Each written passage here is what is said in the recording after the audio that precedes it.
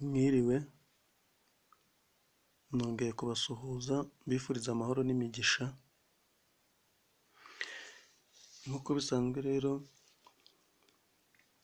uyu munsi ngiye kukubwira ibintu byagufasha kumenya niba uwo mukundana agukunda koko. Wibuke gukora subscribe kugira ngo ujye ubona n'izindi nkuru zose dukora.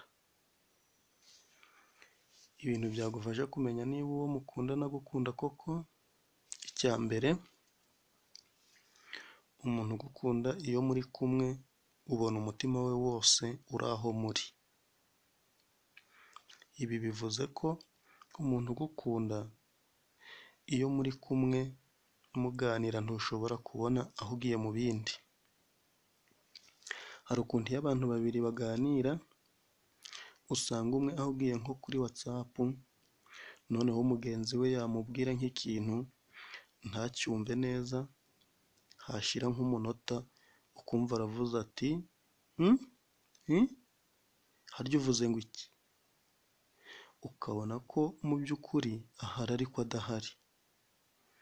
Umuntu ugukunda rero igihe muganira uzabona yaguhaye umwanya agutega amatwi, mbese nawe ubone ko ahari koko wese.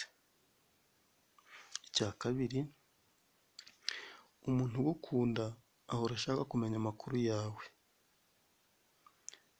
Umuntu ugukunda bitewe n'uko uhora mu bitekerezo bye aguhoza ku mutima, ntashobora kumara umunsi wose ataguhamagaye cyangwa byibuze ngo yohereze akamesaje. Bijya bibaho ko umuntu ashobora kumara umunsi nta mayinite afite, ariko ku muntu ugukunda nubwo umunsi washira, uwa kabiri ntuzashira, ari nabwo ujya kubona ukabona aguhamagaje indi nimero itari iye yatiye amayinite. Gutira twese turabizi biravuna, ariko ariyemeza agatira bikamuvuna kugira ngo akuvugishe.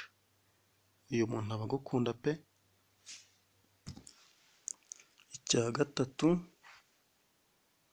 umuntu ugukunda aterwa ishema no kukuratira abandi. Umuntu mukundana nimugera mu bandi ukumva ntabwo ashishikajwe no kubabwira icyo uri cyo mu buzima bwe, uzamenye ko atakwiyumvamo ku rwego ushaka.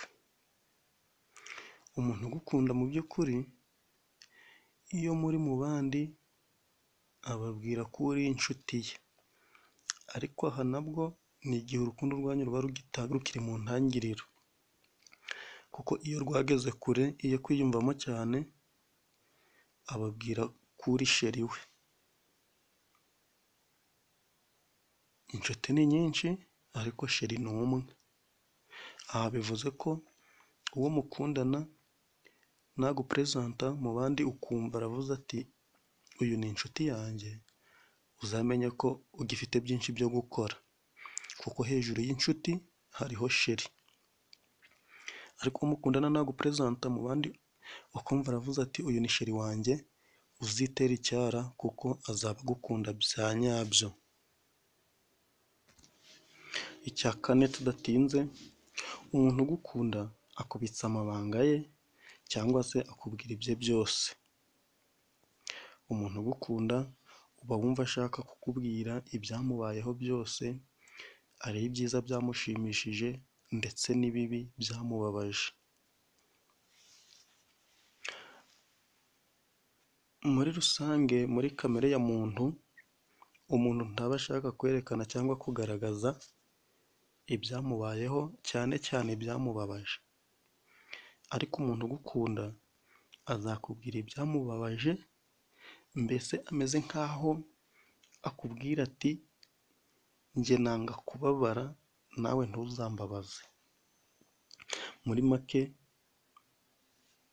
aba agukunda yifuza no kubana nawe by'iteka, ariko agasa n'ukubwiriye mu marenga ati ntuzambabaze nk'ibyambabaje. Icya gatanu rero ari nacyo cya nyuma, umuntu ugukunda akwinjiza mu mishinga ye.